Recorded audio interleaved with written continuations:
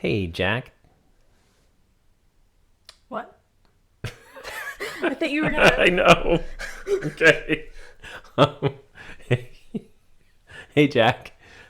What? Do you want to go see a balls to the wall, nonstop kung fu meets devil worship meets Art Deco hotel in New York meets weird private investigator bloodbath?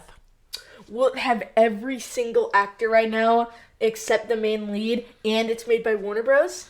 Absolutely. Then let's go.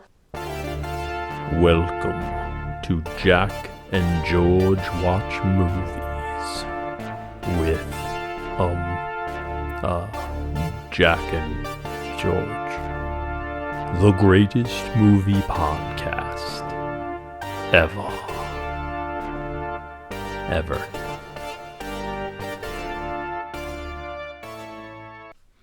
All right, so we're gonna be talking about They Will Kill You, right? We're gonna be talking about They Will Kill You. Wow.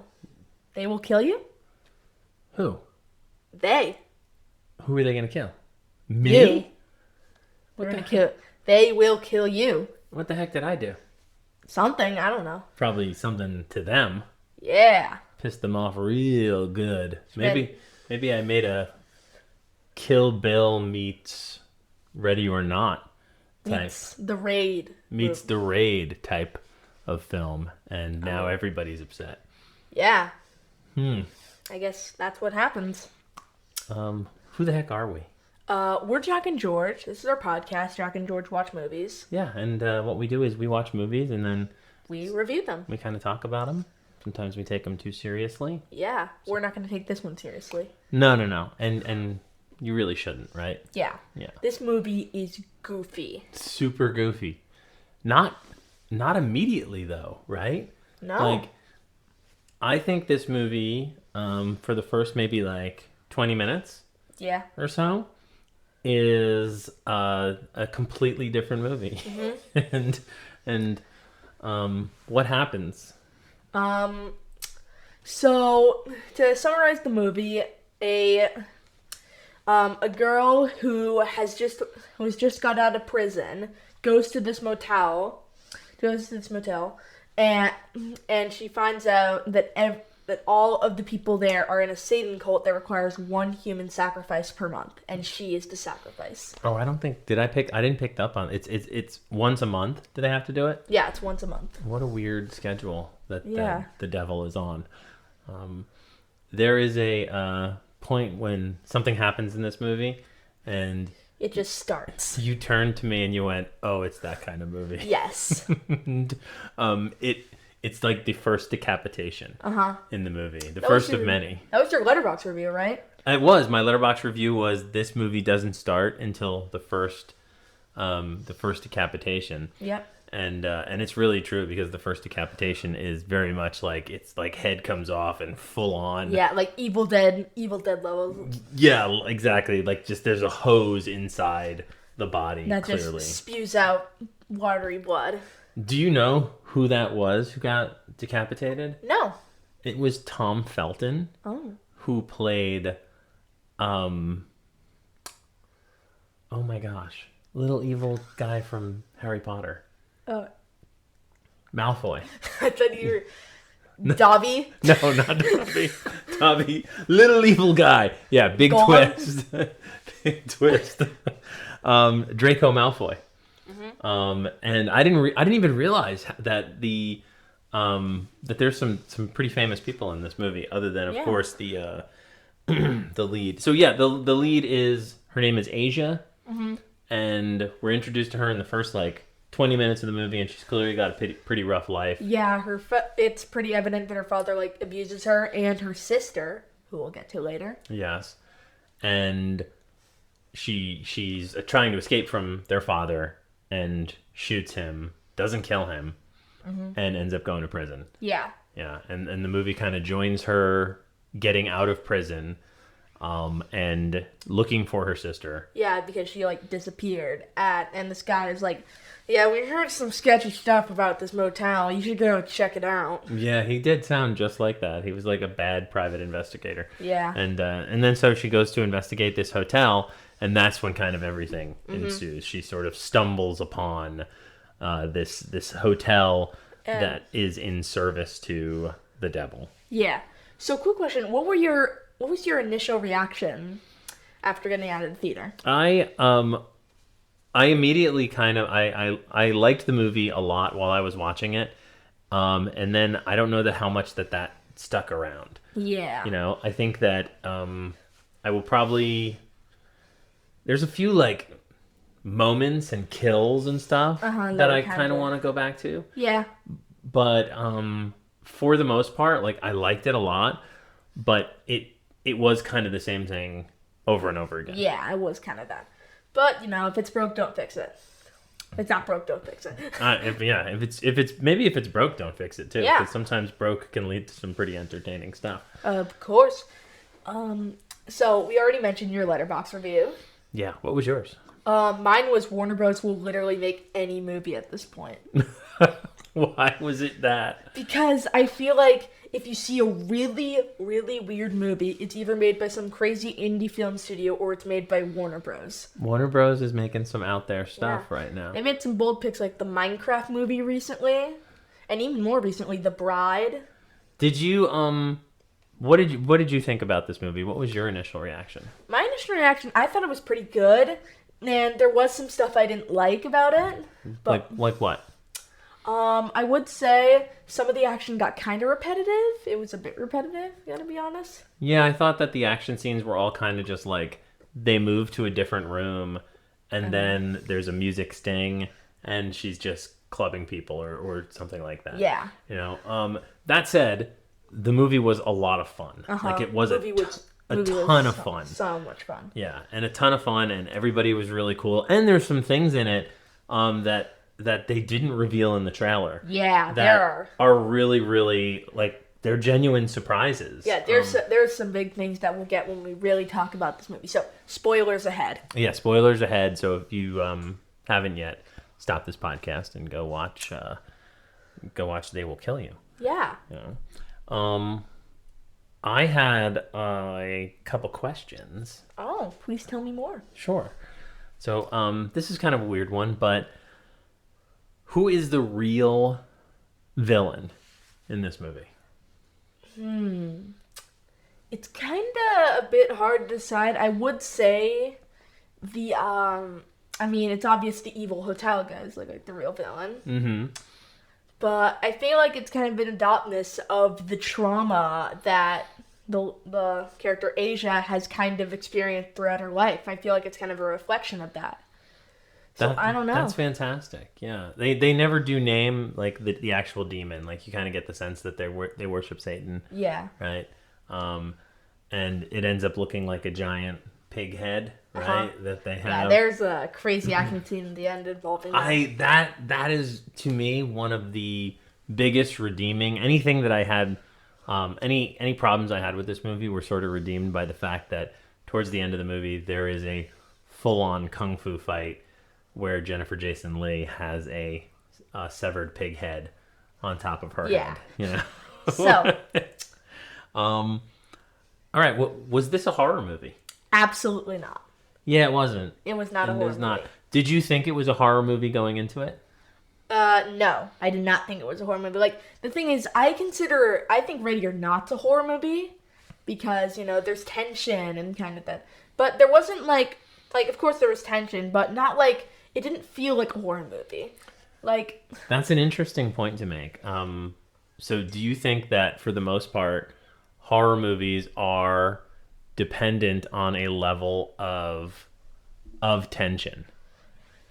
Yes, they definitely are. Yeah, I would agree with that there has to be some sort of like genuine emotional response going on, and this movie definitely did not have that, right? No. Like it was kind of just a ride. Yeah, it was basically just a fun, nice ride. Yeah. So I did think this was going to be a horror movie going into it, and mainly because the way it was depicted was it seemed like it was depicting itself as like kind of a bloody gore fest. Yeah. And I generally think like you bloody love gore fest. Splatter horror. Sure, I love splatter horror. And there was that. Mm-hmm. But this was definitely not like a bloody gore fest in the way that like the Evil Dead movies were. Yeah, it's more of a. Don't know how to describe it really. I think Kill Bill is a Yeah. pretty good Kill Bill. comparison. Like, you know, you're cutting limbs off and there's just like an insane amount of blood. Yeah. There is and there's something about this movie very much that reminded me of like of 1970s kind of goofy horror movies too. I mean, yeah. So, well, I mean, last question is, how long do you think you would survive in this? I would be absolutely fried. I am not surviving. They will kill you. Yeah, I am not either. Like, at least with Ready or Not the people can die. And then, at least they are just people. yes. You know? And that is, I guess maybe we should get into kind of like a little bit about what's going on here too, which was such a pleasant surprise about this movie. So, the people, the, like, hunters, it's not in the trailer, but because they sacrificed someone to Satan, they're immortal. And not like, like their heads attach back to their necks when they get cut off. Yeah, I actually remember seeing the trailer and being a little upset because it revealed how several people died. And I remember thinking like, oh, well, we know how that fight is going to end. And then when you see the movie, it gets completely redeemed because everyone that you saw die in the trailer is actually not dead. They come back to life. Yeah, to the degree where like Heather Graham's character, her head gets blown off completely. Yeah. And then she's just kind of a body walking around with like these weird little eye stalks Yeah. kind of popping out, and her eye becomes a sentient little being and kind of goes on its own journey. Yeah. Yeah. And, like, everyone dies at the end. Not like most movies where, like, everyone dies progressively on. They all die at the end. Yeah, yeah. All simultaneously. What do you feel like worked about this movie? Okay, the kills definitely worked. Like, Yeah, they were great. They were great. kills definitely worked. I liked some of the humor. I liked the humor was pretty funny. Yeah, I thought it was funny. Yeah. Yeah. What about story-wise? Like, what worked for you? It's got a very creative story with, like, her sister going on her own. Actually, like, with it being a copy of so many things, I was surprised how original it felt. I liked, because there is kind of a twist Yeah. to it too, where you discover that her sister had bought into this whole cult. Yeah. You know, and lured her there. So, you know, the whole deal is you have to, in order to become someone who's immortal, you have to trade a life. So she lured her sister to the hotel to have her sacrificed so that she could then become immortal. So there is this sort of like betrayal that gets depicted. And there's a whole bunch of other just kind of batshit crazy stuff going on here where, like, what is it? Your name has to be written on the pig's head. Yeah, your name has to be written on the pig's head. Yeah. You gotta sacrifice someone before you get on the pig. Yeah, there is a couple like rules that they lay out and everything. What else worked for you? This movie's batshit crazy. It is. Yeah, it totally is. It's absolutely insane. Yeah, it doesn't ever stop. Yeah. It just keeps on going. They're moving through a hotel. There's danger everywhere. It's a lot of fun. Yeah, it's a ton of fun. What did not work for you? Okay. Like I said before, it felt repetitive. Yeah, it wore out. Yeah. They kind of ran out of story. Yeah, they did kind of ran out of story. Yeah. It was just kill, kill, kill. Yeah. So some other things that didn't work. Some of the humor wasn't great. You know, it was kind of hit or miss humor, I'd say. What else? I can't think of a ton. All the actors were pretty good. Maybe if you're like a profound film scholar, then the blood didn't have a good effect. I didn't like the ending. Yeah. Like, the ending is them in like a car and just sort of like, oh, let's get out of here, you know? Like, Yeah. it ended very, very cheesy. And it literally like copies the end of Ready or Not, where like at the end of Ready or Not, Grace, the police officer, asks, Jesus, lady, what happened to you? And he goes, in-laws, and I'm like, that's funny. Oh, what happened? What's the last And line? then when Asia goes up to the car, the taxi driver, who was also like the bad private investigator, goes, Jesus, what happened to you? And she says, rich people. Rich people. And it's like exactly it's the same. That you're right. I didn't even pick that up. It is. the beat is exactly the same. Yeah. Which is kind of interesting because there are so many similarities between the there two are movies. so many similarities Yeah. between this. You know, the Satan Cole. It's very much a similar vibe. And I looked up the director, and he hasn't really done much before. Yeah. So I hope that he's got legs and he's got some more stuff in him, because I did have a good time with this movie. Yeah. And here's one thing that I thought was cool. It looked really cool. Yes. It looked really, really cool. It looked great. All the fight scenes. The fight scenes, the hotel, like everything. The production design is so cool. The fight scenes, the first fight scene takes place in a kind of dingy Art Deco hotel room. But it's such a good fight scene. Yeah, it's so good. It's so well choreographed. And what were you gonna say? I didn't like. There was no music in that fight scene. Yeah, there was and almost every other fight scene like has a big music sting. Yeah, has like a big like boom. Here's the music for this fight scene. And that one didn't. Could you see there being like a franchise based around this hotel? I don't know. Maybe they could do like prequels and stuff. I feel like it's very, very rife for prequels, like how all those people got there and everything. But I kind of hope they don't do that. I hope it's just like maybe they do like like The Exorcist Believer, where like it shows the origins of the demon. Actually, no, I don't know if that's what Exorcist Believer was about. I didn't watch it, and probably no one else did, because it's considered one of the worst rated Blumhouse movies. I didn't see Exorcist Believer. Yeah. Is that like a prequel to The Exorcist? I don't think so. Oh, is it just a movie called Exorcist? Exorcist Believer. Well, or is it called Exorcist Believer? It's called Exorcist Believer. Universal bought the Exorcist franchise for $400 million, and they made that movie. Oh, well, money well spent, Universal. Yes. It almost cost as much as The Force Awakens to make one of the worst rated. You were a third of the way to the Star Wars franchise, and you brought The Exorcist.